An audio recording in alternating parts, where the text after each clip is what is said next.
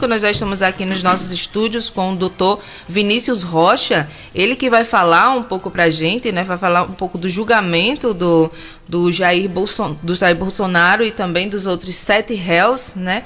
Doutor Vinícius, seja muito bem-vindo aqui nos nossos estúdios da Mais FM. Bom dia. Bom dia, Aline Emanuele.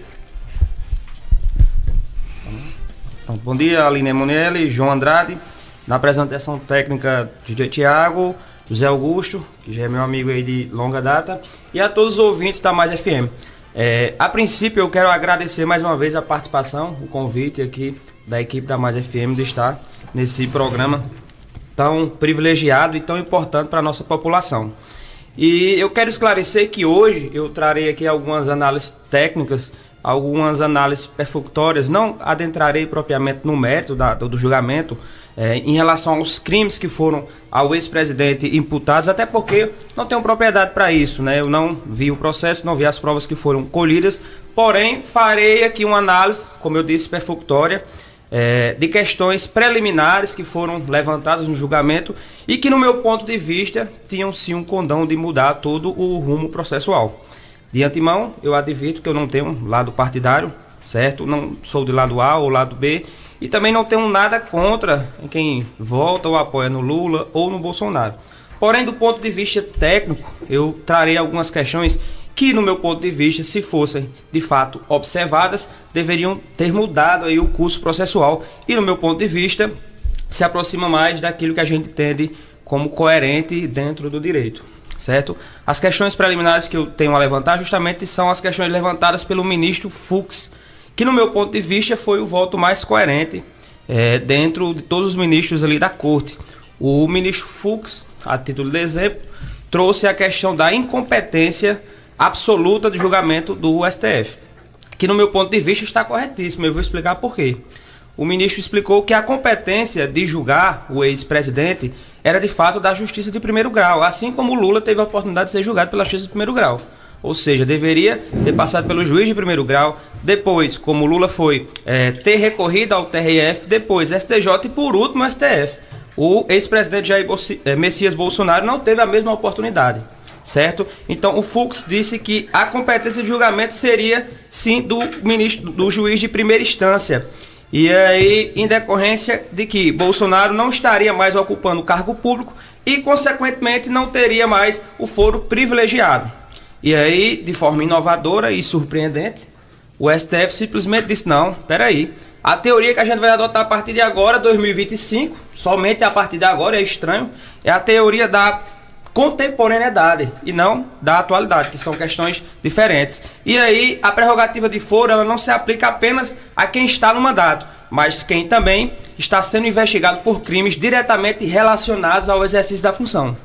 Estranho, porque a mudança só veio agora, 2025, porque a mudança não alterou lá atrás, quando o Lula também foi, condenado. Então, eu acho um ponto muito controverso do STF. E aí, o Fux complementou. Então, se a competência é de fato do STF, então que se traga a competência para a Corte, para o Tribunal Pleno, os 11 ministros, já que todos os ex-presidentes que de fato um dia foram julgados pelo STF, foram julgados pelo plenário da Corte, e não simplesmente por uma turma, que cá entre nós, composta de 4 pessoas diretamente ligadas ao ex-presidente. Então, no meu ponto de vista legal, o julgamento não foi justo, embora que também aceite algumas discordâncias. Um outro ponto também interessante que ele trouxe, que também serviria para anular todo o processo, seria a questão do cerceamento de defesa.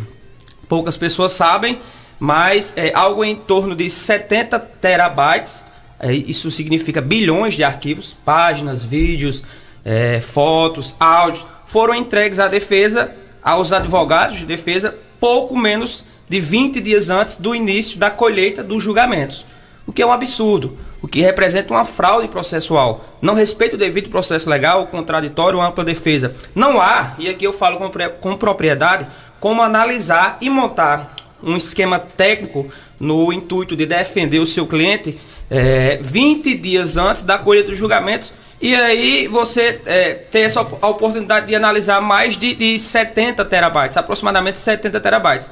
Então, no meu ponto de vista, o julgamento não respeitou o processo legal e, no meu ponto de vista, o julgamento foi, mais uma vez, um julgamento meramente político e não um julgamento de direito. Essa é a minha participação e eu quero agradecer a todos da Mais FM. Tá. Só uma pergunta aqui. Na sua opinião, o porquê que o Luiz Fux absolveu 6 réus e condenou o Mauro Cid e o Braga Neto? Como eu disse, eu não tenho propriedade do processo. Eu não tive análise, não tive acesso ao processo e muito menos às provas que foram juntadas. Mas, no meu ponto de vista, também pode ter havido interferência política. Eu não estou aqui longe de interpretar isso, né? Como eu disse, não sou do lado A ou lado B, mas o voto dele sim se aproxima com o mais coerente daquilo que é dentro do direito. Então, se ele beneficiou apenas o ex-presidente Jair Messias Bolsonaro, sim, pode ter havido também interferência política em relação a isso, certo? A gente sabe como os julgamentos políticos funcionam. Aqui na cidade a gente teve um exemplo bem peculiar em relação a isso, mas... repito, não tive propriedade, não tenho propriedade para falar do processo porque não tive acesso e muito menos às provas que foram juntadas. Mas não dispenso a possibilidade também de ter interferência política do lado do Fux, certo? Mas do meu ponto de vista, as questões por ele trazidas são questões mais dentro da legalidade. Então, no entender do senhor, por mais que tenha a condenação, por mais que tenha tido todos esses anos, por mais que de fato houve a comprovação que várias provas da tentativa de golpe, o que o senhor está dizendo é que é com relação à celeridade no processo, é isso? Deveria ter sido julgado mais na frente ou deveria passar por outras instâncias, é isso? Exatamente isso. Ele foi acusado de organização criminosa, certo? Que, a grosso modo, seria a união de 4 ou mais pessoas com a finalidade de praticar crimes, e aí uma finalidade ordenada, ou seja, uma divisão de atividades bem especificada para cada pessoa. Foi também acusado pela tentativa de abolir o Estado violenta, de abolir o Estado Democrático de Direito, que em regra seria desconstituir um conjunto de normas, e princípios, valores e até regras constitucionais já criadas no país. Foi também acusado de tentativa de golpe, que aí é usar propriamente a força para tomar o poder. E foi acusado também de crime contra o patrimônio da União e o patrimônio tombado, que seria aqueles patrimônios que estão ali na Praça dos Três Poderes, próximo ao Planalto, e também aquele patrimônio que representa um patrimônio histórico, cultural de uma sociedade, de um povo. Então, assim, como eu disse, eu não tenho propriedade para chegar diretamente e dizer a vocês quais provas foram produzidas no processo. Eu tenho uma opinião diferente. No meu ponto de vista, de fato, haveria crime se ele tivesse assinado aquela suposta minuta, certo? A CPI, por exemplo, que investigou todo o procedimento, ela não aponta um fato que ligue diretamente o ex-presidente às práticas lá praticadas no dia 8 de janeiro, certo? É a minha opinião. Eu entendo que outras pessoas também possuem, inclusive você, Aline. Mas o que eu quero dizer é justamente isso. Houve uma celeridade, uma atração de competência para o STF, justamente com a finalidade de um julgamento político, certo? O julgamento poderia muito bem ter passado pela primeira instância, ele tivesse a oportunidade de recorrer até chegar ao STF, como o atual presidente Lula teve, certo? Mas, infelizmente, ele não teve a mesma oportunidade e, no meu ponto de vista, o julgamento foi, sim, meramente político. Na sua opinião, também não houve ato executório, apenas preparatório?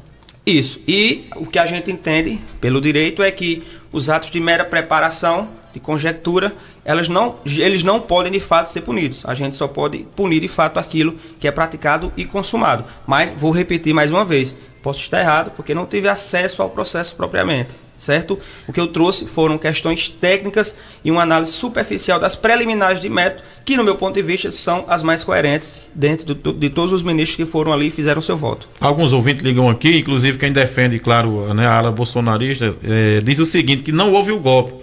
E porque não houve o golpe, ele não poderia ter sido julgado ou condenado.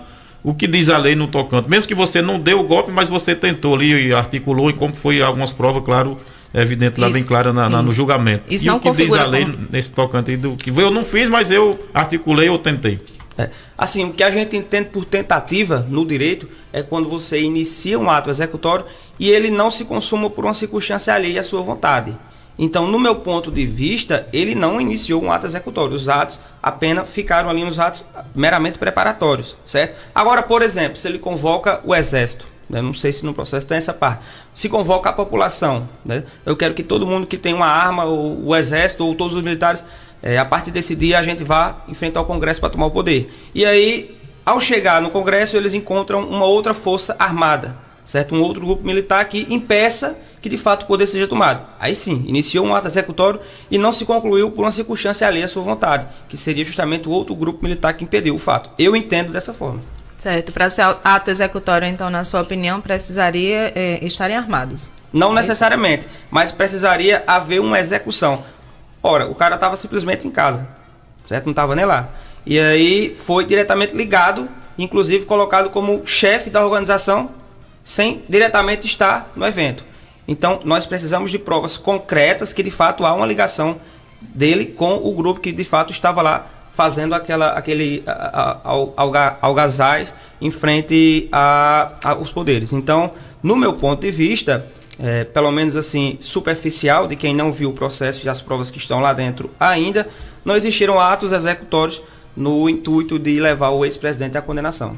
Quando você traz essa questão do cerceamento, né, do processo que o Luiz Fux trouxe, né, na sua fala, é interessante quando você diz eu não tenho acesso às provas. Na verdade, até os advogados, né, disseram que não conheciam o processo, não conseguiriam estudar o processo. Então, na sua opinião, esse tempo que eles deram de 180 dias para a defesa se preparar, na sua opinião, esse tempo, ele não foi um tempo dentro da legalidade? Na verdade, o que eu questiono é o tempo em que os conteúdos foram entregues aos advogados de defesa antes do início da colheita dos depoimentos. Porque a gente sabe que uma testemunha ela pode contribuir diretamente no processo, seja de forma positiva ou de forma negativa. Então, se não há uma entrega de bilhões de arquivos há pelo menos aí meses antes da colheita desses julgamentos, não há como, por exemplo, a gente instruir uma testemunha defensiva ou até mesmo de acusação de forma a levar um objetivo final que seria a absolvição daquele acusado. Então, os conteúdos eles foram entregues há menos de 20 dias, certo? Antes da oitiva das colheitas das testemunhas. Então, no meu ponto de vista, isso prejudica sim o devido processo legal, prejudica o contraditório e a ampla defesa. O que pode chegar, por isso que o Luiz Fux pediu a nulidade do processo. Isso. E, primeiro, ele sustenta, e aí os pontos mais interessantes no voto dele, a incompetência absoluta, certo? E depois ele sustenta a nulidade processual justamente pelo cerceamento de defesa.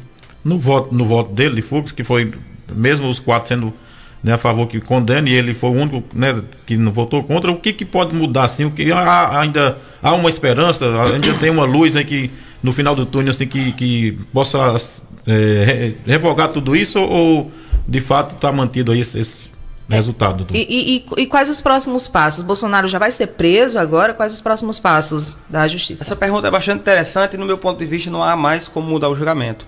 Porque, vamos analisar, se de fato 2 ministros tivessem divergido, aí o recurso hábil seria os embargos infringentes. E aí, nesse recurso, a gente poderia levar a discussão para o plenário da Corte. E aí, sim, alguma coisa poderia ser mudada. Porém, como há divergência de apenas um único ministro, o recurso cabível seria os embargos de declaração. Que, para quem é do direito, sabe que os embargos de declaração servem apenas para esclarecer pontos controversos ou dúvidas, ou até mesmo pontos obscuros na sentença, mas não servem diretamente para mudar a natureza do julgamento. Então, no meu ponto de vista, Bolsonaro já está condenado e vai ser preso. Os advogados vão entrar sim com embargo de declaração para ganhar tempo, obviamente, mas o recurso vai ser negado, certo? E após a negativa do recurso, ele já pode iniciar o cumprimento da pena, sim, a pedido do ministro relator, que seria, no meu caso, eu entendo que é o Alexandre de Moraes, se eu não me engano. E essa questão da dosimetria, ela pode mudar através de recursos? No meu ponto de vista, mas não. Não pode se mudar a dosimetria e a interpretação da adequação dos crimes que foram dados a Bolsonaro. O embargo de declaração ele serve propriamente para esclarecer algum tipo de dúvida, alguma coisa que não ficou tão clara na sentença. Então, no meu ponto de vista, não vai mudar em nada. Os embargos serão mais uma vez negados e ele vai sim cumprir a pena em regime fechado. Quero agradecer aqui a presença do Dr. Vinícius Rocha. Fique à vontade para fazer suas considerações finais, né? Agora, aí, quais serão os próximos passos desse processo, tanto para a figura do Bolsonaro, como também para os outros réus, né? Eu agradeço a participação mais uma vez, Aline, a todos que fazem parte aqui do Grupo Mais FM. Quero, desde já, afirmar que sempre que precisarem ou que quiserem, eu estaria aqui à disposição, sim, da equipe. E em relação à sua pergunta, os próximos passos serão justamente esses. A defesa vai buscar, né, ganhar um pouco mais de tempo, vai buscar recorrer, vai buscar debater pontos, mas infelizmente, no meu ponto de vista, não serão o suficiente. Infelizmente, ou felizmente, para alguns, né, a gente sabe que o país está bem dividido, o ex-presidente vai sim iniciar o seu cumprimento de pena, assim como todos os demais réus. O único que, salvo o melhor juízo, foi diretamente beneficiado foi o Mauro Cid, pela questão da delação premiada, pegou uma pena bem branda e que vai iniciar de forma de regime aberto. Então os demais sim vão todos aí iniciar o cumprimento da pena. E aí vamos aguardar. Espero que, independente do que aconteça, haja paz na população, que não haja interferência do governo americano aqui, até porque nós temos a soberania para que isso não aconteça. E é isso, no meu ponto de vista, é isso que vai acontecer. Mais uma vez, agradeço a todos a participação e estou sempre à disposição que precisarem. Obrigado. Muito obrigada, doutor Vinícius Rocha, né, trazendo aí alguns esclarecimentos em relação ao julgamento que aconteceu essa semana, né, de Bolsonaro e mais 7 réus.